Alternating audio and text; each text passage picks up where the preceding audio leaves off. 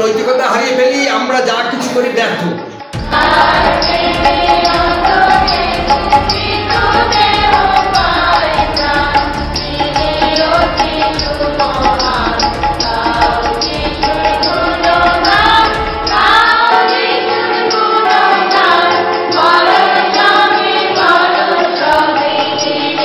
বিষয় রয়েছে আমরা কেমন মালি। ভালো মালি, মালি মানে হচ্ছে বাগানে যারা গাছ দেখভাল করে। আজকের এই বিষয় নিয়ে আমরা চিন্তা করব, আমরা আমাদের জীবনে কি ভালো মালি না খারাপ মালি। আমরা আমাদের জীবন গাছের জন্য কি আমি শ্রেয় মালি, না আমার জীবন গাছের জন্য বা অন্যের জীবন গাছের জন্য আমরা এমন মালিক যা সঠিক তত্ত্বাবধান করতে পারি না। বাগানের মালিক ছিলেন তিনি, প্রতিটা বৎসর তিনি এসছেন। ক বৎসর ধরে এসছেন শাস্ত্রে দৃষ্টান্তে পাই, পরপর 3 বৎসর এসছেন। কিন্তু এর মানে গাছটা লাগিয়ে দেওয়ার পর বছর আসেনি। একটা সুন্দর গাছ, তার ফলের সম্ভাবনা রয়েছে, তারপর থেকে পরপর 3টি বৎসর, 3টি বৎসরে কিন্তু ফল হয়নি। মালিক বারবার দেখছেন যে গাছ আছে কিন্তু ফল হচ্ছে না। গাছ বড় হয়ে গেছে, গাছ ফল হওয়ার সম্ভাবনা থেকে 3টি বৎসর দেখার পরেও মালিক অসন্তুষ্ট রেগে গেছেন। মালিক অসন্তুষ্ট। তোমরা যেমন গাছ লাগাও, অনেকে ছোট রয়েছে গাছ লাগাও, কেউ আবার গাছে গিয়ে ছাটা মারে প্রতিদিন। গাছ লাগিয়ে দেওয়ার পরে প্রতিদিন ছাটা মারে, তুই কবে পারবি? ছাটা মারতে মারতে গাছ আর বড় হয় না, গাছও ছাটা খেয়ে গেছে। ধরো আদিকে যদি প্রত্যেক দিন সবাই এসে 2টা থাপ্পড় মারে, মাথায় থাপ্পড় মারে, পাছায় থাপ্পড় মারে, কি হবে? আদি বৃদ্ধি হবে? বৃদ্ধি হবে না। তোমরাও ঠিক গাছে প্রত্যেক দিন যদি ঝাঁটা মারো, বৃদ্ধি হবে। ও গাছ আস্তে আস্তে করে নিস্তেজ হয়ে যাবে, দুর্বল হয়ে যাবে। বাচ্চা যেমন বারবার মার খেতে খেতে সে ভিক্টিমাইজড হয়, এর মানে সে দুঃখী মনে করে, অসহায় মনে করে। এক হয় সে খুব উগ্র হয়ে উঠবে, বড় হওয়ার পরে সে সবাইকে শেষ করবে, আর দ্বিতীয় নিস্তেজ হয়ে যাবে, আমি ব্যর্থ মানুষ। ভিক্টিমাইজ হতে হতে মানুষ আর ভয়, সে জীবনের শেষ মারটা মারবে। যেমন সাপ, যখন আমরা দেখি সে এগোচ্ছে, সাপ দেখতে চায় যে চারিপাশে কেউ নেই, এইবারে পালিয়ে যাবে। যখন সাপ বুঝতে পারে আমার আর অবস্থা শেষ, সে শেষ কি করে? সে প্রথমে ভয়ে সে পালিয়ে যাওয়ার চেষ্টা করে, মার খেতে একটু ইট খেয়েছে, তারপরে সে পালিয়ে যায়। তখন দেখে সাপ আর আমার বাঁচার জায়গা নেই, তখন লাস্ট ছবলটা মারে, হয় মরবো না মারবো। সাপের গুণী হয় না, কারণ সাইন্টিফিক হয়েছে সাপ ধরা হয়, মন্ত্র দিয়ে সাপ ধরা যায় না, এবং পৃথিবীতে এরকম কোনো ক্ষমতা নেই। এগুলো সব ভণ্ডামি, মন্ত্র দিয়ে সাপ ধরা যায় না। সাহসিকতা এবং কৌশল রয়েছে। এমন একটি সাপ সে ধরেছিল, সে ভেবেছিল সে যেহেতু গাম্বুট পড়েছে না, সে গাম্বুট পড়েই সে তার সামনে এরকম করছিল সাপটার কাছে। সে জানে ওই গাম্বুট দিয়ে সাপ কোনো কিছু করতে পারবে না, কিন্তু সে কি বিশত সাপ এমন ছবল মেরেছে, সে গাম্বুটের ভেতর দিয়ে ফুটা করে দাঁত ঢুকিয়ে দিতে পারে। সে ভাবতে পারেনি কৌশলগত, যার শিক্ষা রয়েছে, যার রণকৌশল সে জানতো, কিন্তু সে ভাবতে পারে তার গাম্বুটকে ফুটা করে দিতে পারে সাপ। সব সাপ করে না, কিছু সাপ তো করেই। কেন অ্যারোগেন্ট হয়ে ওঠে? যখন সে আর জানে যে আমার জায়গা নেই, হয় মারবো না হলে মরবো। আমরা এই প্রকারে গাছের ক্ষেত্রে কিন্তু এটা ঘটে না। গাছের ক্ষেত্রে হয় মারবো মরবো হয় না। গাছের ক্ষেত্রে আস্তে আস্তে সে একাই মরে যায়, কারণ সে তেজ দেখাতে পারে না, হয় মেলে দেখাবো। এটা একমাত্র সম্ভব পশুদের ক্ষেত্রে, মানুষের ক্ষেত্রে। তাই আমরা যদি দেখি পৃথিবীতে বিভিন্ন রকমের টেররিস্ট, বিভিন্ন রকমের জিহাদি সংগঠন হওয়ার পেছনে তাদেরকে অতিরিক্ত ভাবে মাইন্ডকে ডাইভার্টেড করানো হয়, মাইন্ড ব্রেইনকে ওয়াশ করানো হয়, যার ফলস্বরূপ তারা অ্যারোগ্যান্ট হয়ে ওঠে এবং তারা মানুষকে মানুষ ভাবে না। তারা ভাবে তাদের নিজেরাই শ্রেষ্ঠ, তাদের কথাই ফাইনাল। কিন্তু তাদেরকে যদি আবার এক জায়গায় রাখা হয়, তারা দেখাবে নিজেদের মধ্যে আবার গন্ডগোল লেগে যাবে, কারণ তাদের নীতিবোধ সঠিক নেই। তার জন্য তারা একত্রিত জায়গায় থাকলেও তারা মারপিট করবে, কারণ অ্যারোগেন্ট স্পিরিট এর মধ্যে প্রেম থাকতে পারে না। অ্যারোগেন্ট স্পিরিটের মধ্যে শান্তি আসতেই পারে না, অসম্ভব। কারণ যেখানে প্রেম নেই সেখানে কোনো সার্থকতা আসতে পারে না, ইউনাইটেড কোনোদিন হতে পারে না। সাময়িক কিছু দখলদারির জন্য করতে পারে, কিন্তু সেটা ব্যর্থ হবে একটি সময়। আজকে যারা আমরা প্রভুতে রয়েছি সর্বদা বলে রাখি, আমরা যে চিন্তাটা করছি, একটি গাছ, যে গাছের উল্লেখ করা হয়েছে দৃষ্টান্তে, ডমুর গাছ, যে ডমুর গাছ বয়স হয়ে গেছে, ঠিক বয়স থেকে শেষ জায়গাতে মালিক বারবার প্রতি বছর আসেন, দেখেন ডমুর কপি হয়েছে, কিছু ডমুর পাওয়া যায় কিনা। কিন্তু মালিক তিনি রেগে গেছেন, রেগে গিয়ে বলছেন, আমি 3টি বছর এলাম, তুমি কি দেখভাল করছো? তুমি যদি সঠিক দেখভাল করছো কোনো অসুবিধা নেই, এখন তুমি এই গাছটিকে সরিয়ে দাও। কারণ কি? ফল দেয় না। দ্বিতীয় কারণ কি? আমার মাটি নষ্ট করছে, এই গাছটি আমার মাটি নষ্ট করছে, আমার এই বাগানের ক্ষতির কারণ হচ্ছে, তাই সরিয়ে দাও। হচ্ছে মালিক, আর একটা হচ্ছে মালি।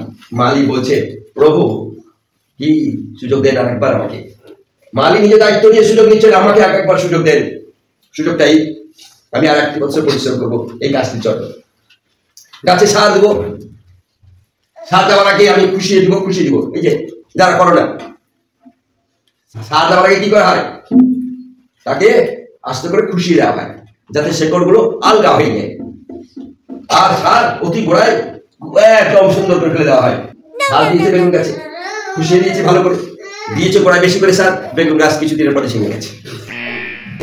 এমন দেওয়া দিয়েছে গাছ আর বাঁচেনি, গাছের বাঁচার ইচ্ছে ছিল, কিন্তু মালিক জ্ঞানের অভাবে গাছটি কষ্ট পেয়ে গেল। আমরা অনেক মালিক রয়েছি, যারা ছোটরা অনেকে রয়েছে, গাছ লাগিয়ে দিল, তারপর দিন উপরে দেখছে সেটা কত দূর গেল।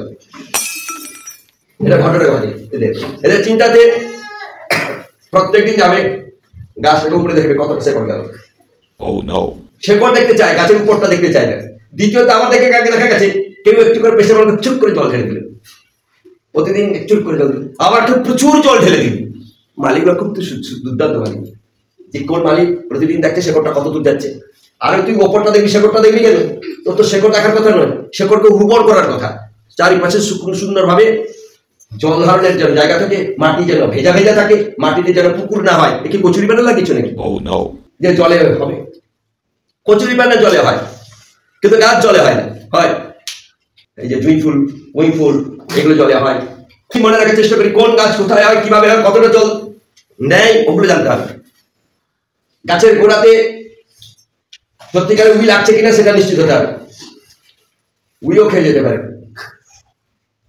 তাহলে এখন প্রশ্ন হচ্ছে, ভালো মালি হওয়ার ক্ষেত্রে আমাদেরকে কি যত্ন নেওয়া দরকার হচ্ছে? আমাকে আগে জানতে হবে এই গাছটি কি কি দরকার, কিভাবে তাকে তত্ত্বাবধান করলে গাছটি বেড়ে উঠবে। আমার ঘরের বাচ্চা আর ওদের ঘরের বাচ্চা এক হতে পারবে, কারণ ওই বাচ্চা হয় প্রচুর রেগে যায়, আর একটি বাচ্চা থাকে চুপচাপ থাকে, আর একটি বাচ্চা সকাল থেকে বলে করে কি শুধু কাঁদবে। তো ভ্যারাইটি বাচ্চা, তাহলে প্রত্যেকটা বাচ্চার ট্রিটমেন্টটাই তো আলাদা। প্রত্যেকটা বাচ্চার কিন্তু যে একই ট্রিটমেন্টটা হয়, যে চুপচাপ থাকে তাকেও চাপড়াবে, আর যে করে তাকেও চাপড়াবে, তাহলে তো মুশকিল। এই যে করছিল এরপরে করবে, ভ্যারাইটিস গাছ থাকে। কিন্তু কোনো গাছকেই তুলা যাবে না মাটি থেকে, বারবার দেখা যাবে না, এটা কোনো গাছটাই করা যাবে। প্রত্যেকটা গাছই তার চারিপাশে সুন্দরভাবে জল ধারণের জন্য, জল দেওয়ার জন্য, যেটুকু জল দিব সেই জলটা যেন থাকে। দেখা গেল জলের জায়গা নেই, উপরে জল ছিটিয়ে দিয়ে গেলে দেখা গেছে ভিজা, কিন্তু তার মাটির 1 ইঞ্চি নিচে পর্যন্ত জল দেয়, যাবে কি করে? কিন্তু জলটা মাথায় চুপ করে, আমি যেমন শীতকালে স্নান করি এমন স্নান করি। ভালো যদি মানে শীতকে ভয় তো করে জানা, ভালো যদি ভয় পারে তাহলে সে কি করবে? যতবার জল দিবে মাথায় দিবে, কোথায় বেরবে? একটাও জল মাথায় পড়ে পেছন দিকে পড়ছে, তারপরে বেরিয়ে চলে আসে। কারণ তার শীতের ভয়ে যতবার মগে জল নিচ্ছে ততবারই মাথায় নিয়ে যাচ্ছে, কিন্তু পেছন দিকে ফেলে দিচ্ছে। প্রথম জলটাই যদি আমি নিতে পারি, আর না হলে ওই যে মগে বারবার নিব, মগে মাথায় পড়বে না একটু জল, সব পেছন দিকে যাবে, আবার একটু পাছায় লেগে এখানে লেগে গেল। সমস্যা দেখতে পাই আমরা এই প্রকারে মালিক, জল দিই গাছে যেন একটু জল চুপ করে যায়। তুলসী মঞ্চ থাকতো, তুলসী মঞ্চে দুদিকে দুটা বাঁশ পুঁতে দিতাম, ঠেকি ঝুলিয়ে দিতাম, ঝুলি দিয়ে পাছায় দুর্বাঘায় শুকিয়ে দিতাম। এরপরে স্কুল যাওয়ার আগে সেখানে জল দিয়ে চলে যেতাম, টুপুং টুপুং টুপুং করে জল সারাদিন পড়তে থাকবে, সারাদিন মানে যতক্ষণ ওই ঠেকিতে জলটা থাকতো। এর মানে সেই জলটা সেই তুলসী গাছে পড়লে তুলসী গাছ বাঁচবে। তুলসী তখন আমরা চিন্তা করতাম তুলসী ঠাকুর, এখন চিন্তা করছি তুলসীর প্রয়োজনীয়তা, তাই জলটা যেন পায়। সেটা একসঙ্গে আমি দিতে পারতাম, একসঙ্গেও দিতে পারতাম, কিন্তু আমরা সেভাবে করি কারণ তাকে ঠাকুর বলে লোকের কাছে দেখাই। এবং সেই যে ঠেকিটা থাকে, ঠেকিটাতে বিভিন্ন রকম ডিজাইন করে দেওয়া হয়, দেখতে যেন সুন্দর লাগে, মানুষ যেন অ্যাট্রাকশন হয়, যেন প্রণাম করে। তোমরাও ঠিক গাছকে এই প্রকার যদি সুন্দর সাজিয়ে রাখতে পারো, গোড়াটা সুন্দর খুশিয়ে রাখলে, তারপরে প্রয়োজন অনুপাতিক জল দিলে, অতিরিক্ত জল নয় আবার কম জল নয়, এই ঘটনাটা ঘটতে থাকে গাছ তারপরে কি হবে, সার দিতে হবে। শাস্ত্রের তাই লেখা রয়েছে সার দিতে হবে, প্রয়োজনীয় সার, সে গোবর সার হতে পারে, অন্য কোনো কম্পোস্ট হতে পারে, অথবা পেস্টিসাইড অথবা রাসায়নিক সার হতে পারে। তারপরে অতিরিক্ত পেস্টিসাইড বা রাসায়নিক সার দিলে কি হবে, গাছের মৃত্যু হবে। তাহলে তোমাকে জানতে হবে কত দূরে দেওয়া যায় গাছের সার থেকে, গাছ থেকে কতটা দূরে দেওয়া যায়। ও যত বড় গাছ সেই অনুসারে তোমাকে চিন্তা করতে হবে। ভালো মালিক কি করে হওয়া যায়? আমাদের মালিক প্রভু যীশু খ্রিস্ট প্রতি বছর থেকে আসেন, আমাদের জীবন গাছের কোনো ফল ধরছে নাকি? বারংবার দেখেন আমাদের জীবন গাছের কোনো ফল ধরছে। পবিত্রতার ফল কয়টি? খুলে রাখি, খোঁজার চেষ্টা করি কোথায় রয়েছে। গালাতীয়, ঈশ্বরের পবিত্র বাক্য গালাতীয় 22 পদ খুলে রাখবো। ঈশ্বর প্রতি বৎসর থেকে আমাদের জীবনে অনুসন্ধান করেন। আমরা প্রতি বৎসর আসি, আনন্দ করি, কেউ ফলের আশা করি আর কেউ নাই করি, কিন্তু আনন্দের আশাটা সবাই করি। কিন্তু ফল না থাকলে আনন্দের যে বেকার কোনো লাভে হবে না, আনন্দটা পার্মানেন্ট হতে পারে না, সেটা আমরা সুনিশ্চিত জানি। কারণ আমাদের এই জীবন গাছ যদি আনন্দটা পার্মানেন্ট না হয়, শান্তিটা যদি পার্মানেন্ট না হয়, প্রত্যেকটা বড়দিন আসবে, প্রত্যেকটা নতুন বছর আসবে, আনন্দ করবো আর তারপরে ঢুকে যাবো, তারপরে মুশারি করে থাকবো। আমাদের মধ্যে আর খুশি ভাব থাকবে না, হাসি ভাব থাকবে না। কখন থাকবে? শুধু গ্রিটিংস দেওয়ার জন্য আমরা ব্যস্ত হয়ে যাবো। কখন আমি প্রথমে 12টা 1 মিনিটে কখন প্রথমে বুঝিয়ে দিতে পারবো যে হ্যাপি নিউ ইয়ার, কিন্তু তারপরে দিন হয়ে যাওয়ার পরে জোরে সোরে করে পড়ে রয়েছি, আর ঘুম থেকে উঠতে ভালো লাগছে। আমি যদি মেন্টালি প্রিপারেশন হয়ে থাকে, আমি এই টাইমে উঠবো, যত ঘুম থাকুক। ধরা যাক একজনের বিয়ের অনুষ্ঠান হচ্ছে, ওকে, বিয়ের অনুষ্ঠান হয়েছে, গায়ে হলুদ দিয়েছে, সবকিছু দিয়েছে। এবারে রাত্রি হয়ে গেছে, হলুদ টলুদ দিয়ে লোকেরা, তার ঘরে প্রচুর লোক, বিয়ে বাড়িতে রাত্রি দিয়েছে, সেই বর অথবা বউ সে আর ঘুমাতেই পারছে না, চেষ্টা করছে ঘুমাতে, চারিপাশের লোকে নন করছে। তারপর দিন বিয়ে যখন হবে, সে ঘুমাচ্ছে, বর বউ হয়, বর বউ কিন্তু নিস্তেজ হয়ে গেল, তাকে আমার তো কিছু না হলো, একটু হাসতে চেষ্টা করে, সে হাসতে মানে একটু কৃত্রিম ভাবেও সে হাসতে চায়, না হলে লোকে দুঃখ পেতে পারে। তাই ছবি তোলার সাথে একটু তো হাসতেই হবে, ছবির সাথে কিছুটা হলেও তো হাসতে হবে, তাই একটু হাসি। মালি এমন মালি হওয়া দরকার রয়েছে, যে মালি যে গাছটি রয়েছে, সে গাছটি আগামী দিনে হাসবে, আগামী দিনে ফল দিবে। যদি আমরা ভালো মালি হই, আমার এই জীবন গাছের জন্য চিন্তা করা খুব জরুরি। আমরা কি ভালো মালি কিনা আগে নিশ্চিত হতে হবে, যে সত্যিকারে কি আমার জীবন গাছের জন্য আমি একজন ভালো মালিক, যিনি আমার প্রভু যীশু খ্রিস্ট, যিনি আমার এই জীবনের মালিক, যিনি আমাকে তিনি দায়িত্ব দিয়ে গেছেন এই জীবন গাছ দিয়ে। আমি কি সত্যি ভালো মালিক? প্রতিদিন কি আমি আমার এই গাছে নজরদারি করি? পিঁপড়া লেগে যাচ্ছে কিনা, উইল লেগে যাচ্ছে কিনা, আবার খুশিয়ে দিচ্ছি কিনা, সার দিচ্ছি কিনা, জল দিচ্ছি কিনা, অতিরিক্ত জল পড়ছে কিনা, গাছের উপরে প্রচুর ছায়া লেগে গাছের বেশি ক্ষতি হচ্ছে কিনা, যদি আমি ছোট গাছ হই। ঈশ্বর আপনার জীবনে আপনাকে অনেক গাছের দায়িত্ব প্রভু দিয়েছেন, জীবন গাছের দায়িত্ব, আপনার পরিবারের গাছের দায়িত্ব প্রভু দিয়েছেন, আপনার নিজের ব্যক্তিগত জীবন গাছের দায়িত্ব আপনাকে দিয়েছেন। আপনি মালিক, এবং এই মালিক আপনি নই, আমি নই, আমরা কি তত্ত্বাবধায়ক। ঈশ্বর আমার হাতে আমার জীবন দিয়েছেন, তো আমি তত্ত্বাবধান করার জন্য দিয়েছেন। দেখা যাক কারো অসুস্থ রয়েছে, তার যদি ভীমরতি হয়, সেই ভীমরতিটা কি অসুস্থ হয়েছে, আমার প্রভু সুস্থ করে। আপনি দেখতে পাচ্ছেন ফোড়া হয়েছে গায়ে পায়ে, পুজ বেরোচ্ছে, প্রভু সুস্থ করবে। প্রভু তো বলেছে, কি বলেছে? তুমি মালিক, তত্ত্বাবধান করো। ঈশ্বর বলেছে পুজ বেরোচ্ছে, প্রভু ঠিক করে দেবে। প্রভু করতে ঠিক করবে না, কারণ আপনি মালিক, প্রভু মালিক। তিনি আনলেন, তত্ত্বাবধান না করলে, সঠিক তত্ত্বাবধান না করলে বলছে গাছটাকে পুড়িয়ে দাও, পরিষ্কার করে দাও। পৃথিবী ঈশ্বর আমাদের দিয়েছেন, আমাদের জীবনের দায়িত্ব প্রভু আমাকে দিয়েছেন মালিক হিসাবে, যেন তত্ত্বাবধান করি। আমার পরিবারের ছেলে মেয়েদেরকে দিয়েছেন যেন তত্ত্বাবধান করি। আমরা যারা পরিচর্যা করি, ঈশ্বর আমাদের হাতে স্কুলে দিয়েছেন ছেলে মেয়েদেরকে যেন তত্ত্বাবধান করি। আমরা কেউ মালিক নই। মালিকত্ব অনেকে বলে, আমি তোমাকে খাওয়ালাম, তোমাকে পড়ালাম, ছোট অবস্থা থেকে পাছা ধুয়ে বড় করলাম, কি যদি কেউ করি তাহলে সে মালিক নেই, সে তত্ত্বাবধায়ক নেই, সে মালিক হতে চেয়েছে। বাবা মা কোনো সময় বলে না ছেলেকে ধরে এই ছেলেটার মালিক আমরা, কেউ বলেছে শুনেছেন কোনোদিন? কোনো ছেলে কোনো বাবা মা তার বাচ্চাকে ধরে এই বাচ্চাটার মালিক আমরা হয়েছে? বলে না, বলে কি আমি এই বাচ্চার বাবা এবং মা। এর মানেটা কি? এর মানেটা হচ্ছে বাবা মা মানে তত্ত্বাবধায়ক।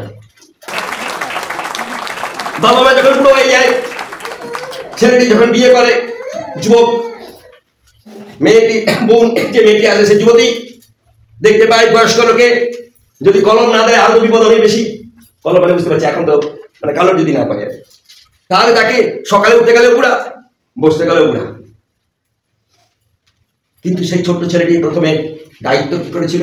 বাবা মা বলতো যখন সে ছোট্ট ছিল যুবক, এবং যখন একটা যুবতীকে নিয়ে এলো আর তাদের মুখে উচ্চার হয় না, বুড়াকে একটু খাওয়া দিয়াই তো, বুড়া বলুন খাওয়া দিয়ে। আপনার বেঁচে থাকাটা সেখানে মনে হয় কঠিন হয়ে উঠবে। কেন?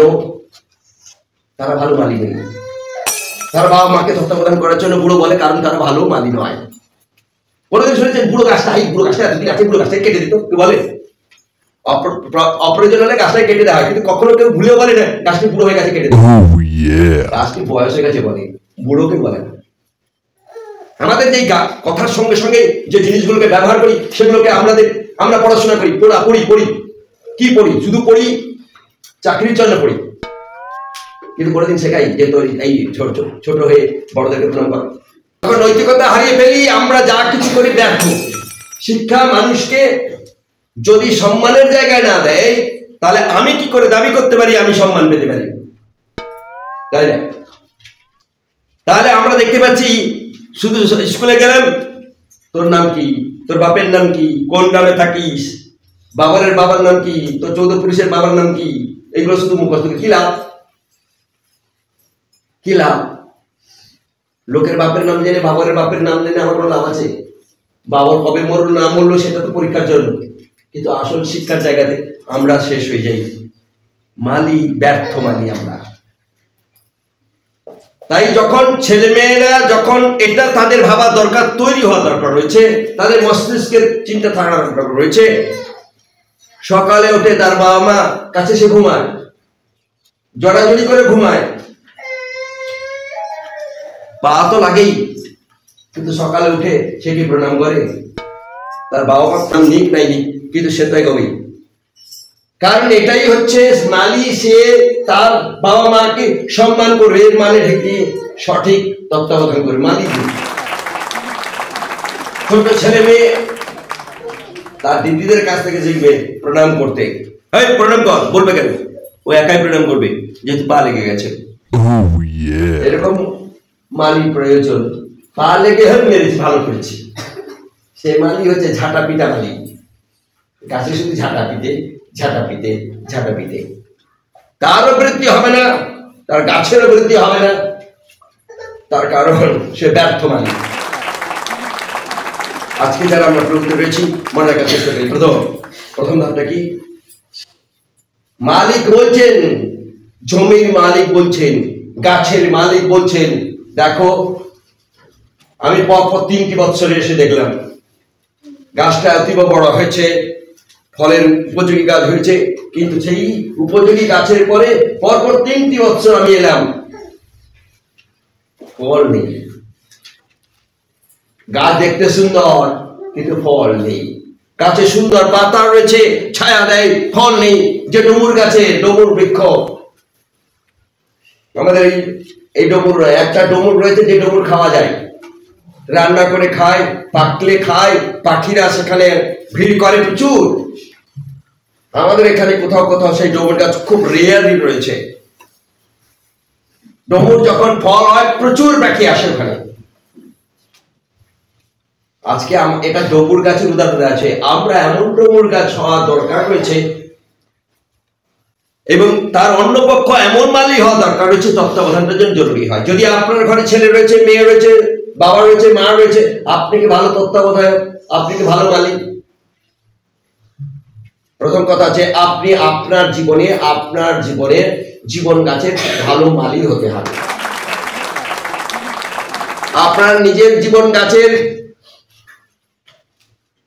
উই লেগে যাচ্ছে কিনা, পিঁপড়া লেগে যাচ্ছে কিনা, চারিপাশে মাটি উর্বর আছে কিনা, গাছটি খাবার পাচ্ছে কিনা, জল পাচ্ছে কিনা, এটা সুনিশ্চিত করতে হবে। সুনিশ্চিত করবার পরে মালিক বলছে এটা আমি সুনিশ্চিত করছি, আর 1 বছর দেখবো, যদি ফল না হয়, কি যদি ফল না হয় কেটে ফেলে দিব। আপনাকে আর বলতে হবে না, প্রভু আপনাকে আর বলতে হবে না, আমি নিজে কেটে উপরে এই জায়গা থেকে উপরে ফেলে দিব। আমার প্রিয়জনেরা যারা আজকে প্রভুতে রয়েছি, বারংবার সুনিশ্চিত করাই আমার জীবন গাছের জন্য আমি কি প্রতিদিন জল ফেলি, প্রতিদিন প্রভুর কাছে কি যাচ্ছা করি, এর মানে এটা বোঝার চেষ্টা করি। যদি আমার জীবনের প্রত্যেকটা জায়গায় খোঁজ না খুঁজতে চেষ্টা করি, এর মানে আমি মাটিকে উর্বর করছি না। আমি যদি চোখের জলের মধ্যে আমার সবকিছু ভালো রয়েছে, আমি ভালো যখন রয়েছে ঘুম থেকে উঠবো না, প্রভুকে বলার দরকার নেই, সবকিছু ঠিকই আছে, অন্যদিকে উই লেগে যাবে। আমি বলছিলাম কখন আছে, আমি নিজে উই লেগে গেছি। কি হবে, দস্যু রত্নাকর থেকে বাল্মীকি হওয়ার চেষ্টা করছি নাকি? এখানে দেখি তো সত্যিকারে বড় বড় উই ঢিপি। এখন আমি ভাবি যে সত্যিকারে দস্যু রত্নাকর হোক আর নাই হোক, যিনি লেখক ছিলেন তিনি দেখেছেন এই যে উই ঢিপি গুলো মানুষের চেয়ে অনেক বৃহৎ বৃহৎ, আর উই ঢিপিতে দস্যু রত্নাকর চুরি করত। একদিন এক সাধু বলতে কেউ তাদের বলে দেবতা, রাস্তা দিয়ে যাচ্ছিলেন, দেখেন তিনি চুরি করছে, তাকেও ধরেছে, এই তোর যা আছে দেখ। তখন সে বলছে ঠিক আছে, তুই তো নিবি, সবকিছু আমার কাছ থেকে নে, কোনো অসুবিধা নেই, কিন্তু তোর এই পাপের ভার কে নিবে? বলে কেন, আমি যাদের জন্য এই উপার্জন করে দিচ্ছি তারা নিবে। বলছে তাদেরকে জিজ্ঞেস কর, তারা নিবে তো? বলছে হ্যাঁ, আমি আমার মাকে খাওয়াই, আমার বউকে খাওয়াই, তারা সবাই তাই নিবে। ওই যা তোর মাকে গিয়ে জিজ্ঞেস কর তোর এই পাপের ভার তারা নিবে কিনা। মায়ের কাছে গিয়ে তখন বলছে না, তুমি বহুত দুষ্ট রয়েছো, তোমাকে ছেড়ে দিলে পালিয়ে যাবে, তাই তোমাকে আমি বেঁধে দিয়ে যাবো। বলছে ঠিক আছে, আমাকে বেঁধে দিয়ে যা। বেঁধে দিয়ে তুই জিজ্ঞেস কর। আর তাকে গাছে বেঁধে দিয়ে গেছিল জঙ্গলে, গল্প আর কি। বেঁধে দিয়ে গেছে তার মায়ের কাছে, মাকে বলছে মা, আমি সারাদিন যে চুরি চামারি করে তোমাদেরকে এনে দিই, তুমি আমার পাপের দায় নিলে না? বলছে না বাবা, আমি তো নিব না, কারণ তুমি তো তোমার একটা দায়িত্ব আমাকে খাওয়ার, ভরণ পোষণ দেওয়ার, এটা তোমার দায়িত্ব এবং কর্তব্যের মধ্যে পড়ে, আমি কেন দেব?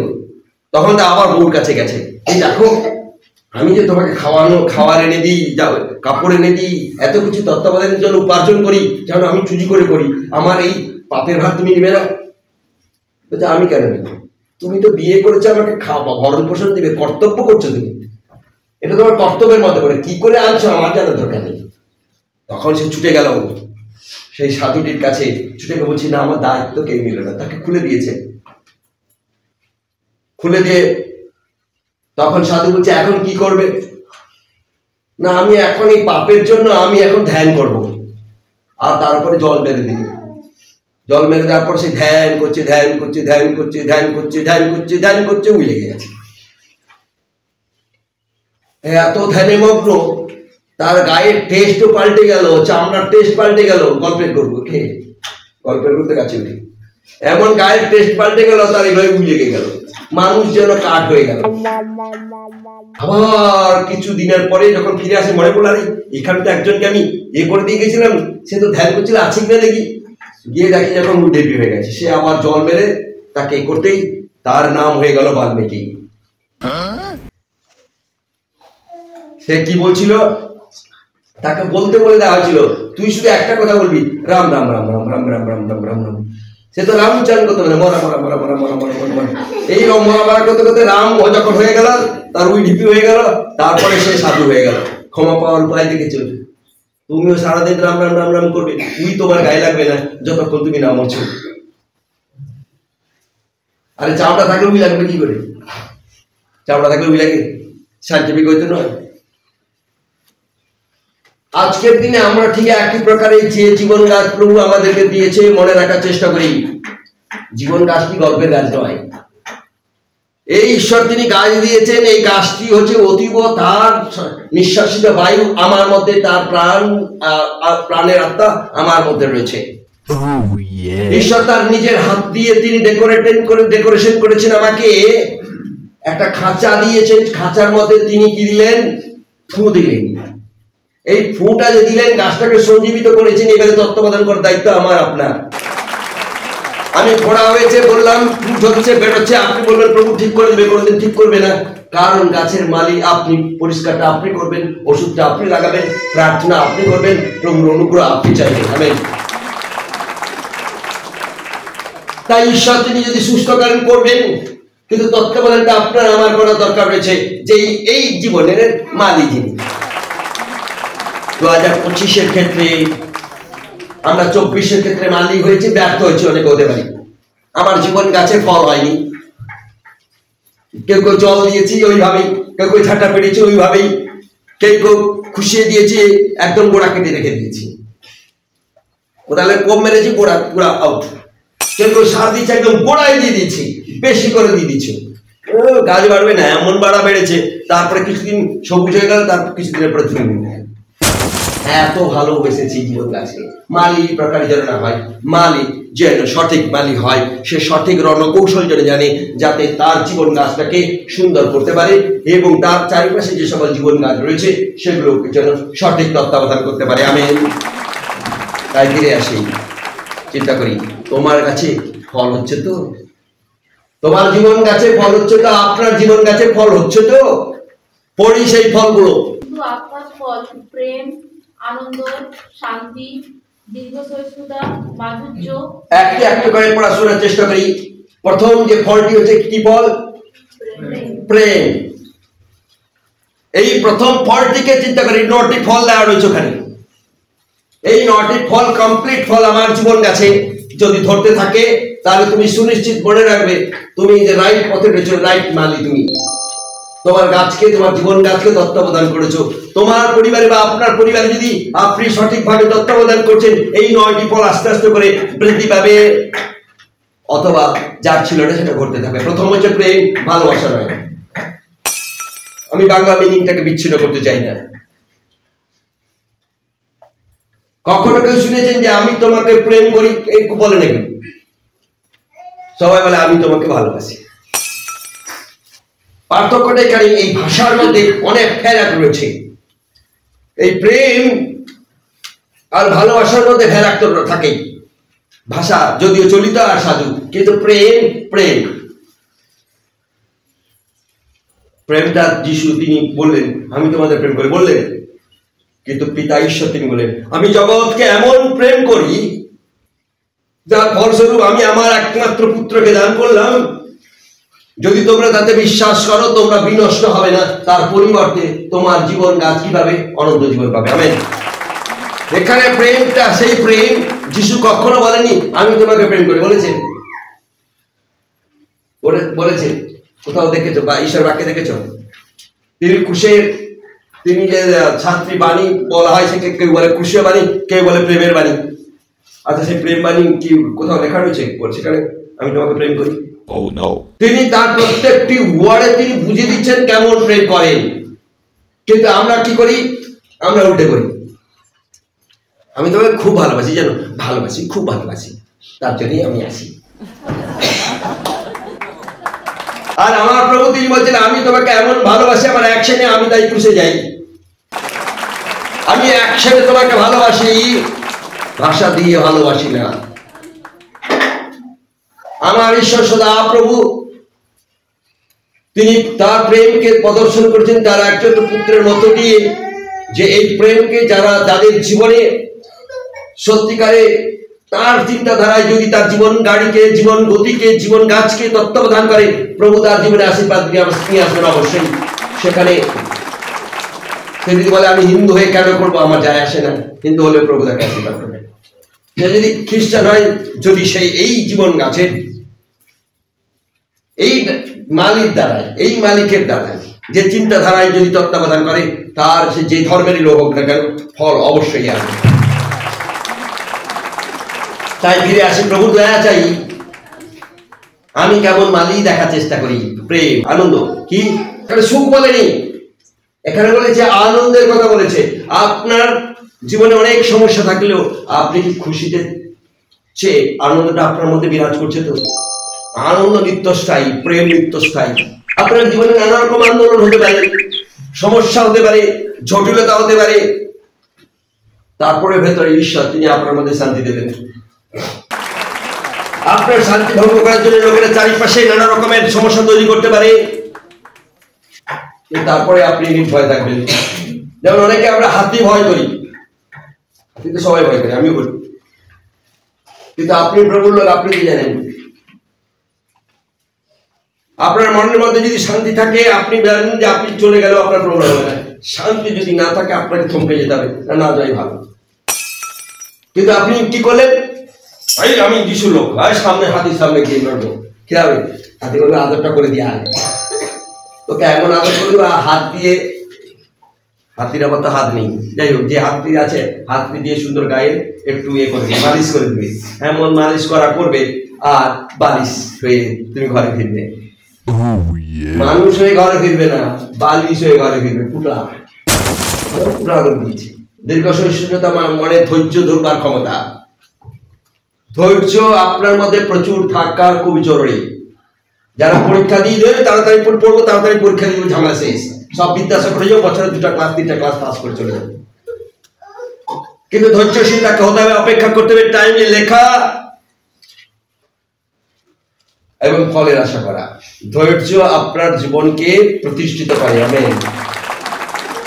আমরা যুবক ছেলেরা অনেক সময় কি করি, হঠাৎ একটা দোকান খুলে ফেললো, হলো না যখন আবার একটা জায়গায় টুক করে ছুটে ফেললাম, হলো না যখন আবার একটা, এই ছুটতে ছুটতে আপনার 40 বছর অভিজ্ঞতা চলে গেল, শুধু এপার ছুটতে ওপার ছুটতে অভিজ্ঞতা অর্জন করতে করতে এবার 40 বছর সংসার যখন করলেন না, আর আপনার দ্বারা চলছে না, কারণ আপনি একজন ব্যর্থ লোক, কারণ আপনার মধ্যে ধৈর্য নেই, দীর্ঘ সহিষ্ণুতা কাজ করছে না। আপনাকে আগে জানতে হবে আপনি যখন পান দোকান করেছিলেন কেন সাকসেস এলো না, এটাকে খুঁজে আগে বের করতে হবে, খুঁজে বের করে সেটাকে তত্ত্বাবধান করতে হবে এবং সেটাকে ধরে রেখে আর অন্য কোনো কাছে লাফানো যায় কি না বাদ দিয়ে নয়, কারণ অভিজ্ঞতাটা কাজে লাগাতে হবে। জীবন কাজের তদ্রূপ, জীবন কাছে আপনার ফল ধরছে না, তারপরে আপনাকে চিন্তা করতে হবে কেন আমার কাছে ফল ধরছে না, কেন আমি রেগে উঠি, কেউ কিছু বললে হঠাৎ রেগে উঠি, কেন রেগে উঠি, এই রেগে ওঠার থেকে বাঁচার উপায় কি রয়েছে? আমি কাউকে সহ্য করতে পারি না, যাকে দেখতে সুন্দর তাকে সহ্য করি, আর যারা দেখতে ভালো নয় তাকে আমি দেখতে সহ্য করি না, কেন করি না খুঁজে বের করতে হবে এবং ধৈর্যপূর্বক খুঁজে বের করতে হবে, ধৈর্য ধরতে হবে। ধৈর্য আপনাকে প্রতিষ্ঠিত করবে। প্রভুতে যদি আপনার ধৈর্য থাকে, ভাই অসীমের ঘরে যাই, প্রথমে অনেক দিনের পরে গেছি, ইন্টেনশন অন্য ছিল, কখন আমি এই জায়গা ছেড়ে আমি আমার অন্য জায়গায় যাব সেই চিন্তা করতে করতে সবাইকে খুব একটা মন দিয়ে দেখতাম না, আমি দেখতাম আমার মন দিয়ে আমি কি করছি, আমি মালিক আসা ঠিক করছি তো। এদের যখন সেখানে যায় একটা ইয়ে ছিল, মানে পুকুর ছিল, পুকুর মানে লোকের পুকুরে, ওদের না, পুকুরটার উপরে ওরা ভারী করেছে, ভারী করে সেখানে বাচ্চাকে নিয়ে ভারী করে তিরপল দিয়ে, এই পলিথিন দিয়ে ঘেরা, ঠান্ডার সময় মনে হয় পলিথিন দিয়ে ঘেরা, সেই ভারীতেই থাকে তারা বাচ্চাকে নিয়ে। পুকুরটা রয়েছে, পুকুরের কিছুটা জলের উপরে মনে হয়, কিছুটা পাড়ের উপরে, এরকম একটা এক পলকে দেখা গাছ ঘরটি। এবং ঠান্ডার সময় কি করে সেই বাতাস আসবে আপনারা বুঝতে পারছেন, হু করে ঠান্ডা বাতাস, চারিপাশে কিছু নেই, সব ফাঁকা, একটা দিকে শুধু একটু রাস্তা রয়েছে, একটু জঙ্গল রয়েছে, আর 3-5 কিলো পুরোটাই ফাঁকা, আছে ভালো দরজা। রান্না করার সমস্যা বা বাতাস হলে কি করে রান্না করতে আমি জানি না, ওতেই। তারপরে তার শারীরিক সমস্যা ছিল, বিশেষ করে দীর্ঘক্ষণ জলে বা পাকে থাকা তার পক্ষে, স্বাস্থ্যের পক্ষে ক্ষতিকর ছিল, ঘরের কোনো সাপোর্ট নেই, প্রত্যাখ্যান করেছে, চ্যালেঞ্জ। চিন্তা করি ধৈর্যটা কোথায়, আমি যেটা পয়েন্টে আসছি, তাদের ধৈর্য রয়েছিল। হতে পারে ভাই অসীমের ধৈর্য নেই, তার স্ত্রীর ধৈর্য ছিল। বারবার বলছে নিশ্চয়ই ঈশ্বর তিনি আশীর্বাদ করবেন, যাবে তার যদি সেই সেই বিশেষ যে ফিশারি করেছে সে ফিশারি যদি লস হয় পুরো আবার সমস্যায় পড়ে যেতে পারতো। হয়েছে এরকম তার জীবন কোথাও কখনো। তার সঙ্গে সঙ্গে অন্য একটি সেই মাছকে ধরে আবার সেই অন্য মাছের পদ্ধতি অবলম্বন করলো, যার ফলস্বরূপ ধৈর্য তাকে আস্তে আস্তে করে ব্যবসা শিখিয়েছে। এটা আমার মানে ক্যালকুলেশন তাই বলে, ধৈর্য তাকে ব্যবসা শিখিয়েছে। তাদের ঘরের পারিবারিক তাদেরকে ছেড়ে দিয়েছে, তার জন্য সে ব্যবসা শেখেনি। তার পরিবারে তার লোকেরা তাকে প্রত্যাখ্যান করেছে, তার জন্য সে ব্যবসা শেখেনি। ব্যবসা শিখেছে কারণ ধৈর্য তাকে ব্যবসা শিখিয়েছে। মানুষের সঙ্গে কি করে ডিল করতে হয় সে ব্যবসা শিখেছে। হতে পারে দিনের প্রতি কোথাও না কোথাও ঠকেছে, তারপরে ঈশ্বরের শরণাপন্ন হয়েছে, অনুগ্রহ চেয়েছে, ধৈর্য তার মধ্যে কাজ করেছে এবং প্রভু তাকে সাকসেস দিয়েছে। তাই ধৈর্য খুবই ইম্পর্টেন্ট একটি কি ফল। এই জীবন গাছের এই ফলটি যদি না থাকে, প্রথম হচ্ছে প্রেম, এই ফলটি যদি না থাকে তাহলে আমার গাছের তো কোনো প্রবলেম রয়েছে, পোকা টোকা লাগছে, খুঁজে দেখো। দ্বিতীয়টি হচ্ছে আনন্দ। সুখ মানে তো বুঝি আমরা, সুখ মানে হচ্ছে আমাকে কেউ একটা মালা পলি দিল, আমার খুব ভালো লাগলো, সেটা তো সুখ। আমার গাড়ি দরকার ছিল, নাই ও ছিল, কেউ গাড়ি এনে দিল, একটা গাড়ি গিফট দিল, হ্যাঁ সুখ, এগুলো সুখ। আমার সোনা পড়ার ইচ্ছে ছিল, কেউ আমাকে সোনা কানে পরিয়ে দিয়ে চলে গেল, সুখ। আবার সুখটা কেড়ে নেয় কেউ, যদি কান টেনে নিয়ে ছেড়ে নিয়ে চলে যায়, তার সুখ শেষ। এখানে সুখের কথা বলা হয়নি, আনন্দের কথা বলা আছে। এই গাছের, আপনার জীবন গাছের যদি আনন্দ না থাকে, একটি ছেলে কিংবা মেয়ে আপনার ঘরে থাকতো, প্রত্যেকদিন সকালে উঠে গুনগুন গুনগুন করে মিষ্ট গান গাইতো, হয় যিশু গান গাইতো, নাহলে রবীন্দ্রসঙ্গীত বলে গাইতো। হঠাৎ একদিন দেখা যাচ্ছে আসে গান গাইনি, কেন গাইছে না? আপনাকে খুঁজে বের করতে হবে, কারণ তার মধ্যে আর আনন্দ আর কাজ করছে না। সে গুনগুন করে বা বাথরুমে ঢুকে গিয়ে নাচতো, কি নাচতো কেন? ঠান্ডার জন্য, গরম হচ্ছে, নাচতো। আর কি করতো? গান গাইতো, গান গাইতো, সেটাকে বলে বাথরুম সং। দেখা গেল আর বাথরুম সং গায় না, বাথরুমে ঢুকে গিয়ে চুপচাপ কি করে কি করে কি করে কেউই জানে না। তাহলে দেখা যাচ্ছে বাথরুম সঙ্গ মানুষকে টাচ করে। তবে বুঝতে, বাথরুমে যদি আপনার দরজায় না থাকে কি করবেন আমি জানি না। যে যখন তারা তাদের পরিবার নিয়ে ছিল, বাথরুমে দুজনের মধ্যে ঢুকে গেলে কি করতে জানি না, আমি ঢুকলে তো আগে গান আরম্ভ করবো যাতে কেউ আসবি না, আমি আছি ভেতরে। তাই আমি গান গাইবো, আমার দরজা যদি ভালো স্ট্রং না থাকে, পায়খানার দরজা বা টয়লেটের দরজা, তাহলে কি করবো? আনন্দ না থাকলেও জোরে জোরে গান গাইতে হবে, টেন টেন টেন টেন, কে না হলে তো লোকেরা ভুলে ঢুকে পড়বে, আমি বিপদে পড়ে যাবো, তখন মুখ ঢাকাবো না অন্য কি ঢাকাবো।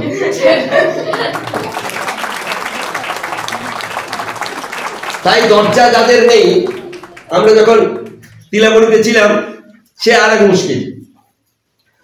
সেখানে একটা অর্জুন গাছ ছিল, কিছুটা দূরে, তার কর্মী জঙ্গল ছিল। এবারে আমরা টয়লেট করতে যাবো, আমাদের পেছনে পেছনে আর একজন সিকিউরিটিও পৌঁছে যেত। সেই সিকিউরিটি পৌঁছে চারিপাশে, বুঝতে পারছি কিসে, আরে তাদের ভয় পায়খানা হবে। এত সুন্দর মেথা পৃথিবীতে আর কেউ নেই। শুকর আমার মাল পড়ার আগে সে চারিপাশে হরে, আমাকে লাঠি নিয়ে এরকম, এখন আমি মন দিয়ে টয়লেট করবো না হেই হেই করবো। এরপরে পাঁচাত্তর হলো, জল তো দরকার হবে।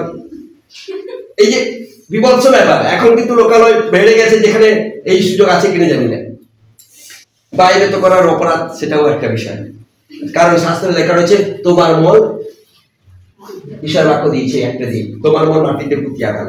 তুমি যখন বাইরে যাবে, ফরেনার হয়ে যাবে, তুমি সঙ্গে কি রাখবে? একটা খুন্তি রাখবে, ছোট খুন্তি, মাটি খুঁড়ে ফেলবে, হেঁকে দিবে, ঢাকে দিবে, বিড়াল বাচ্চা রাখবে, যাতে তোমার মন কারোর ক্ষতি যেন না হয়। ঈশ্বরের পবিত্র বাক্যে যখন আমি কি বলেছিলাম, পবিত্র বাক্যে কি টয়লেট যখন ছিল না, ঈশ্বর টয়লেটের ইনস্ট্রাকশন দিয়েছে অনেক আগে, এবং সেটা পূরণ হয়েছে। আমার প্রভু আপনার জীবন কাজকে সুন্দর রাখার জন্য এমনকি টয়লেট কিভাবে করতে হবে তিনি বলে দিয়ে গেছেন। শুধু আমরা সঠিকভাবে পড়ি না, আর তাই বোঝার চেষ্টা করি না। ফিরে আসি দীর্ঘ সহিষ্ণুতা নিয়ে। তাই তাদের জীবনকে ঈশ্বর প্রতিষ্ঠা করেছে। ধৈর্য আমাদেরকে সাকসেস নিয়ে আসবে। যারা প্রচুর পরিমাণে পড়াশোনা করে, কি বলে, হাঁটুর কাছে দেখতে পাবে অনেকে শক্ত হয়ে গেছে, পায়ের ঘোড়ালির কাছে সাইডে দেখবে শক্ত হয়ে গেছে, কারণ তারা প্রচুর পড়ে। সেখানে প্রমাণ পাওয়া যাবে সে পড়ে কিনা। সেই যে হলে গেছে, মানে শক্ত হয়ে গেছে, সেখান থেকেই বুঝতে পারবে ও মন দিয়ে পড়ে, বসে বসে বসে। আর মন না থাকলে চারিপাশে লোক চিৎকার করে শিখ করে যেমন আমরা আদিকে যখন বুকে দিয়ে দুটা চাপড়াতে থাকি, করতে থাকি, সে তারপর করে। তার মধ্যে ধৈর্য তৈরি করার চেষ্টা করি। দীর্ঘ সহিষ্ণুতা আপনাকে সাহায্য করবে প্রতিষ্ঠিত করতে। যদি কেউ প্রচুর পরিমাণে পড়ে, ধৈর্যপূর্বক ঈশ্বর ফল আনবেন। কারণ তোমার যুদ্ধে লাগবে, যুদ্ধে সে হারবে না। এই ফলটি খুবই জরুরি, দীর্ঘ সহিষ্ণুতা।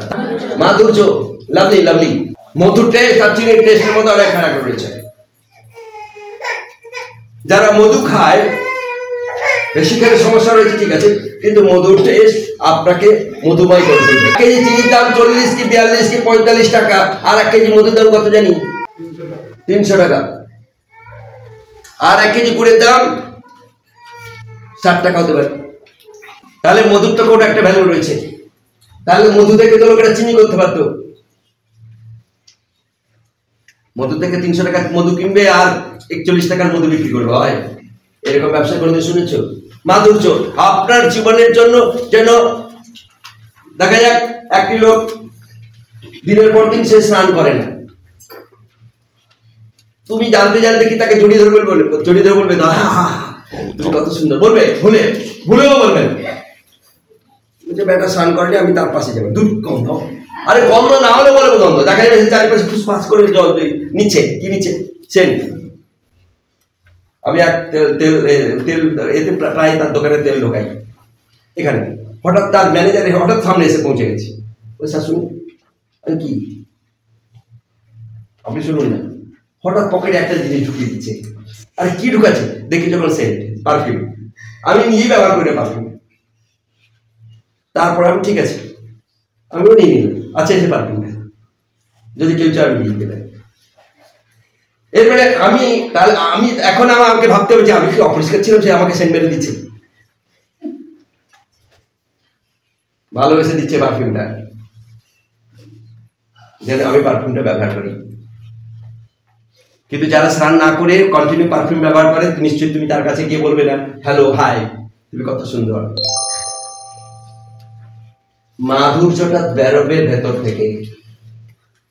তোমার পোলাইট ভাষা হবে, পোলাইট ভাষা, ভাষার মধ্যে আমরা গান গাই না,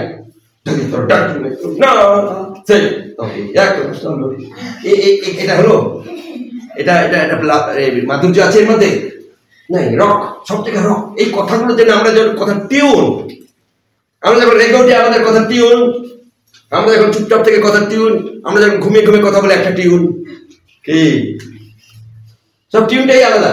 রাগার সময় যদি কেউ এসে পৌঁছায়, রাগের কথাটা হঠাৎ ফোন এসে পৌঁছালো, এমন রেগে 2-4টা কি ভেবে দিলাম, আমি কি বলে ভেবেছি। কথার মধ্যে যদি পালিশ থাকে, সেটাই হচ্ছে মাধুর্য। আপনার ব্রেনের মধ্যে, আপনার চিন্তার মধ্যে পালিশ করে রাখা খুব জরুরি, এই ফলটি খুব জরুরি। মঙ্গলবার আপনি সর্বদা চেষ্টা করবেন আপনি শত্রুর মঙ্গল করবেন, এটা আপনার ইচ্ছে। কারণ এই ফলটা এমন একটা ফল, কখনো আপেল গাছ অথবা যে কোনো ফলের গাছ দেখেছেন, তার ডাল ভেঙে দিয়েছিল, আর বলে আমি তোকে ফল দেবো না, বলে সে কিন্তু ফল হওয়াই দিয়েছে, যে আসছে চলে যাচ্ছে, গাছ তার গাছ দাঁড়িয়েই রয়েছে, সে কোনো প্রতিবাদ করে না।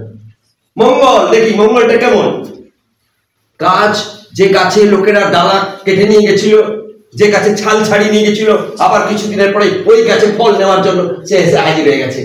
যে গাছকে সে ভাঙবার চেষ্টা করেছিল, তার তেজকে নষ্ট করবার চেষ্টা করেছিল, সেই গাছের ক্ষতি করবার চেষ্টা করেছিল, গাছ তারপরেও সে নির্বিকার, সে ফল দিয়ে দেয়। যে আসে সবাই, শত্রু আসে ফল নেই, মিত্র আসে ফল নেই, মালিও আসে ফল নেই, মালিকও আসে ফল নেই, সবাই ফল নেই। মঙ্গল ভাবটাই প্রকারে হওয়া উচিত আমার খ্রিস্ট জীবনে। প্রভু যেন আমাদেরকে এমন এই ফল ঈশ্বর আমাদের দিক, যেন আমরা সকলের মঙ্গলের চেষ্টা করব। তাও তিনি বলছেন, আমি শত্রুদের নিপাত চাই না প্রভু, কিন্তু আমি প্রার্থনা করি শত্রুরা যেন মন পরিবর্তন করে। আমাদের ঈশ্বরের লোকেরা আমরা কারো নিপাত চাইবো না, আমরা চাইবো যেন সে মন পরিবর্তন করে। সে যতই সাংঘাতিক শত্রু হোক, যতই সে আমাকে খারাপ অপরাধী মনে করুক, যতই মনে করুক একটা ননসেন্স, তারপরে প্রভুর কাছে বলবো, প্রভু তুমি তাকে সুযোগ করে দাও যেন মন পরিবর্তন করে। কারণ এটাই হচ্ছে মঙ্গল ভাব। তোমার চোখের সামনে 500 টাকা পড়ে রয়েছে, তুমি কি করবে?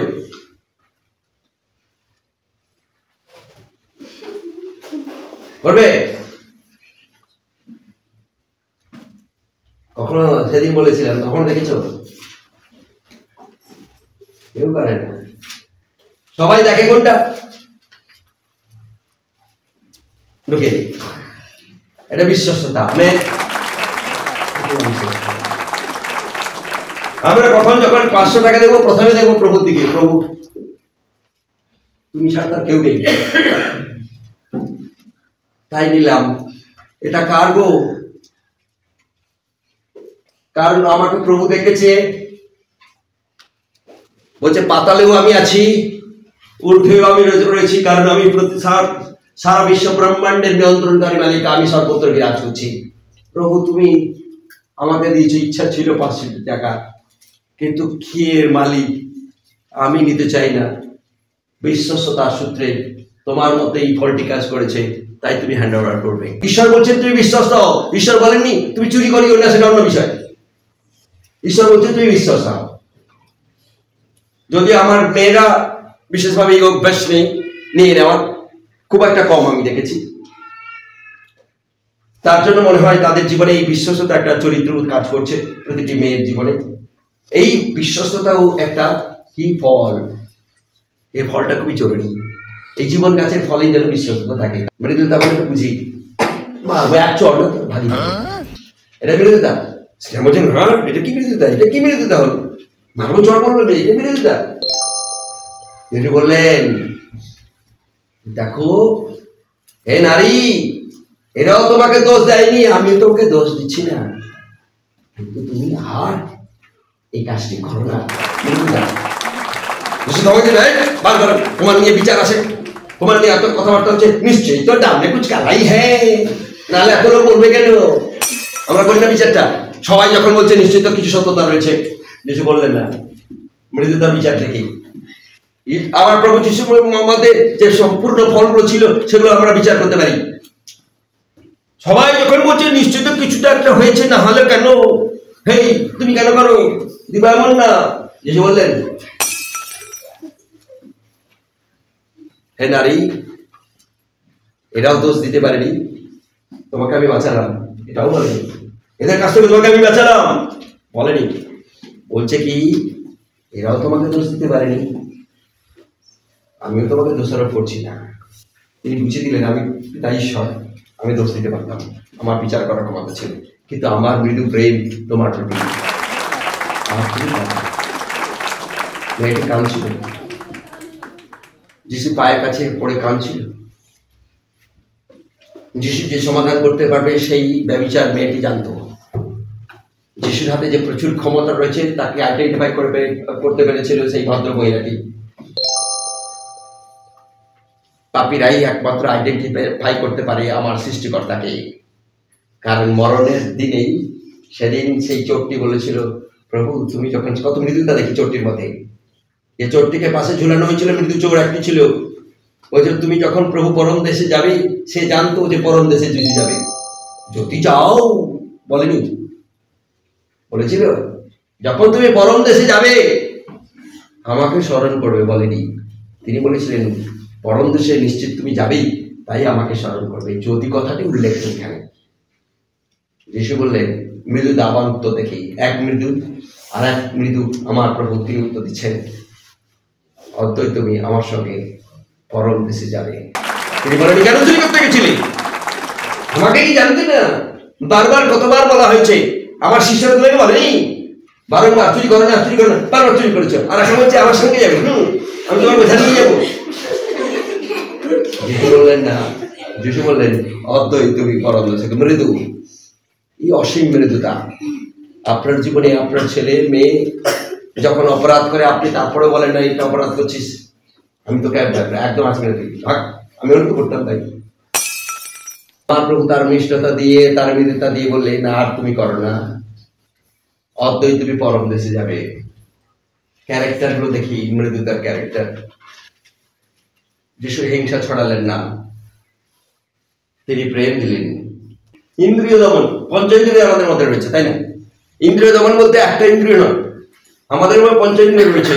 চোখ দিয়ে দেখলাম বাবা কত সুন্দর ঘরটাই, আমার হতো না কত যে ঘুমাতাম। ঈশ্বর ঘর দিয়েছে ঘুমানোর জন্য নয়, ঈশ্বর ঘর দিয়েছে যেন রেস্ট করি। এই বউটা কি বউরে বাবা কত সুন্দর করে এসেছি, যদি আমার হতো না আমিও দেখাতাম। এ কানে পড়েছে না, আমি নাকে পরে ঘুরতাম। পরের দ্রব্যে লোভ করিও না। ইন্দ্রিয় দমন, আমার চোখ আমাকে উল্লাসিত করছে, ভাবাচ্ছে। ঘরের পাশ দিয়ে যাচ্ছি, সুন্দর তরকারি গন্ধ হচ্ছে, বাবুল ভাই ভালো তরকারি নাকি। ইন্দ্রিয় দমন। কান দিয়ে শুনছি, লোকের কথা শুনছি, তারপরে আবার মশলা মুড়ি করে ভালো করে প্রোডাক্ট করে বের করে দিচ্ছে। ওই হাতি গল্প, ছেলেটি গাছে উঠেছিল, বলছে সে ছেলেটি গাছে উঠেছিল, যেইটাই ফটকা ফাটি দিয়ে ভয় টুক করে পড়ে গেছে, হাতি দেখতে পেয়ে তাকে দিচ্ছে। মানে কত গল্পের গল্প যেন সবাই যারা বলছে যে তারা সেখানে ছিল। এমনকি ফটকা ফাটলো, সে ভয় ফটকা ঠাই করে পড়ে গেল, সে গাছ থেকে ঝুম করে পড়ে গেল, ভয় পড়ে যেতে হাতি পেয়ে গেল সামনে, আর পা দিয়ে ধামে গেল। এই গল্প, কোনো হাতি যদি কাউকে মেরে ফেলে, সে যেখানে তাকে পুড়ানো হয়, সে গিয়ে হাতি গিয়ে তাকে জল দিবে, সেই জায়গায় শ্মশানে জল দিয়ে দিবে, 3 দিন ধরে শুধু জল দিবে, জল দিবে। বাস্তবটা বুঝতে পেরেছি। এটা কারণ বিশ্বাস করে এইভাবেই বলতে থাকে, বলতে বলতে মানুষের মধ্যে কি তৈরি করে, একটা জায়গা তো করে নেয়। আপনার ইন্দ্রিয় দমন, আপনার শেষ সেখানে মনে হয় অপপ্রচার। হাতি মরে যাওয়ার পরে থাকে কিছুক্ষণ, কেন থাকে জানেন?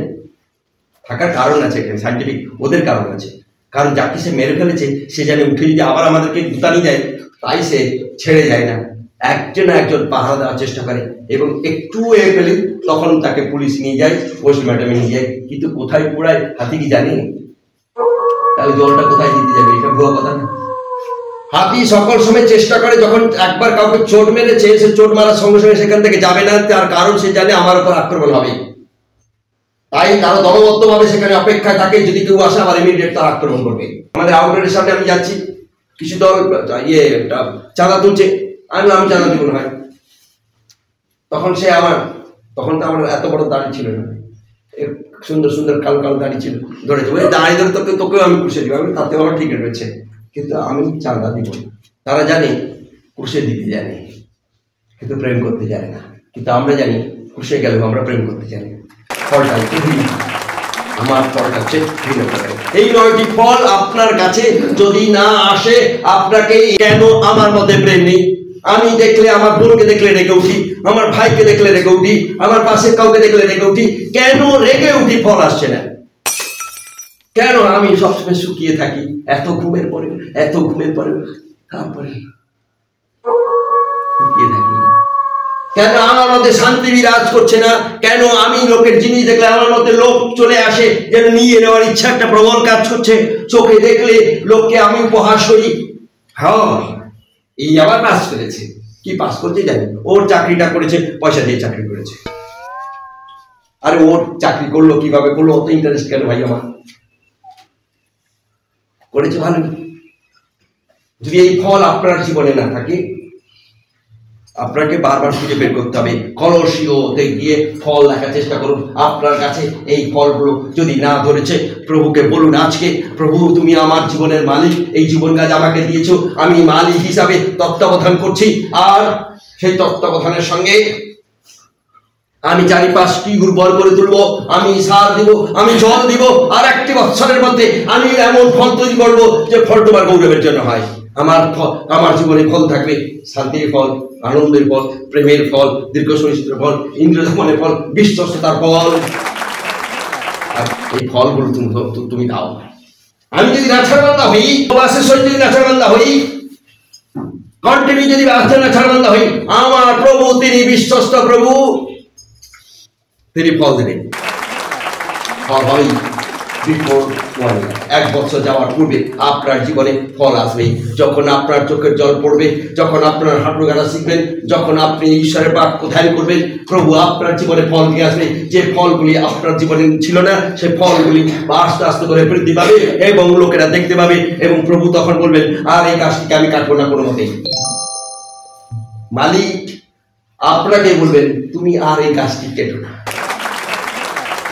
আপনার পরিবারের ফল আসুক প্রভু চান, আপনার জীবন গাছে ফল আসুক প্রভু চান, আপনার পরিবারের প্রত্যেকের জীবন গাছে ফল আসুক প্রভু চান, এবং আমরা মণ্ডলীয় চাই। তাই যখন আপনি আশীর্বাদের পূর্ণতা পাবেন, ফলগুলো তিনি বলেননি শাস্ত্রে তোমার মধ্যে ধন থাকবে, এই তোমার মধ্যে চেয়ারে অনেকগুলো ভালো ভালো সোনার চেয়ার থাকবে, বসবে, সম্মান থাকবে, এটা বলেনি। কিন্তু এই ফল এখানে বলেনি। তাহলে আপনি টাকা দিয়ে একটা ভালো সোনার চেয়ার করে বসবেন, যখন তখন কি আরামে গিয়ে বসবেন। যেমন প্রভুজিরা বসে, প্রভুজিদের জন্য চেয়ার থাকে আলাদা, সুন্দর ভাবে এই আরাম করা চেয়ারে থাকে, আর তার শিষ্যদের সামনে বসে থাকে, সামনে ফুল টুল দিয়ে সাজানো থাকে। প্রভুজি যখন তিনি বসেন, আমার প্রভু তিনি ঈশ্বর, তিনি এত কিছু করার পরে চারিপাশে তাকে ফুল দিয়ে স্বাগত জানিয়েছেন। কিন্তু আমাদের ভিতরে কেউ না কেউ একটা গোলাপ ফুল দিয়ে স্বাগত জানিয়েছে। প্রভু দয়া চাই। প্রিয় মালিকগণ, আপনার মালিককে বলুন যে প্রভু আমার জীবন গাছের ফল অনেক ফলে মিসিং হয়ে আছে, সেটি আপনি জানেন। আপনার কাছে কোন ফলটি নেই, আপনি বিশ্বস্ত কিনা, আপনার 5টি ইন্দ্রিয়কে নিয়ন্ত্রণের মধ্যে রেখেছেন কিনা,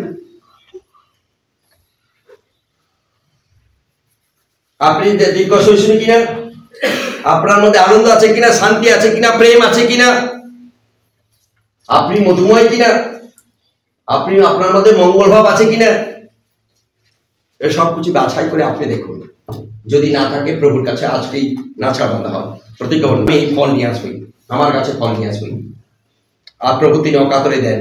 যদি আপনি অকাতরে চাইতে হবে না, একটু হালকা হবে চান, সেই সুন্দর ভদ্র মহিলার মতো আপনি চান, সেই সুন্দর চোট্টের মতো চান, যখন তুমি পরম দেশে যাবে, প্রভু আমাকে স্মরণ করো। তিনি শুধু যা বলেছিলেন, প্রভু আমাকে স্মরণ করো, এইটুকু বলেছিলেন। তিনি বলেনি ক্ষমা করো, আমি অপরাধী, আমার এত ভাষা তিনি বলেননি। আর সেই সুযোগে এত ভাষা বলার মতো ক্ষমতা থাকতে পারে না। চোরটি তার নিজের দিকে দৃষ্টি রাখলো, দিয়ে দৃষ্টি রেখে যে জানে এই জীবনে সে মালিক, বাস্তব মালিক হতে পারেনি, তাই প্রভুর সহায় চাইনি। প্রভু তুমি যখন পরম দেশে যাবে, আমাকে নিয়ে যেও না, আমি যাওয়ার মতো আমার এই কথার মধ্যে তিনি বুঝিয়ে দিলেন, আমার যাওয়ার মতো আমার যোগ্যতা নেই। এই ছোট্ট কথাতে বুঝিয়ে দিলেন, কি বুঝালেন, আমাকে একটু স্মরণ করবে, কারণ আমি সব যোগ্যতা হারিয়ে ফেলেছি, আমি সকল যোগ্যতা হারিয়ে ফেলেছি আমার প্রভুর কাছে আসার ক্ষেত্রে। শুধু একটু বলবেন, প্রভু এই অধম দাসকে, এই অধম দাসীকে, তোমার এই অধম সন্তানের কথা একটু স্মরণ কর। ভদ্রমহিলা কাঁদছেন কাঁদছেন কাঁদছেন, কোনো কথা বললেন না। মনে রাখি, সব কথাই যিশু বলেছিলেন, নারী আমি তোমাকে তারাও দোষ দেয়নি, আমিও তোমাকে দোষ দিচ্ছি না, কিন্তু আর তুমি করো না। নারী কোনো কথা বলেনি, শুধু কাঁদছেন কাঁদছেন কাঁদছেন। আপনি কাঁদবেন কাঁদবেন কাঁদবেন, প্রভু বলবেন, আমি তোমার সঙ্গে আছি, আমি তোমার অগ্রে আছি, আমি তোমাকে দোষ দিচ্ছি না। তোমার অপরাধ, তোমার ক্রোধ, তোমার হিংসার জন্য আমি তোমাকে দোষ দিচ্ছি না। যা করেছো করেছো, তুমি কর না, কারণ আমি তো তোমার জন্য খুশি গেছি, আর আমাকে তুমি খুশি পাঠিও না।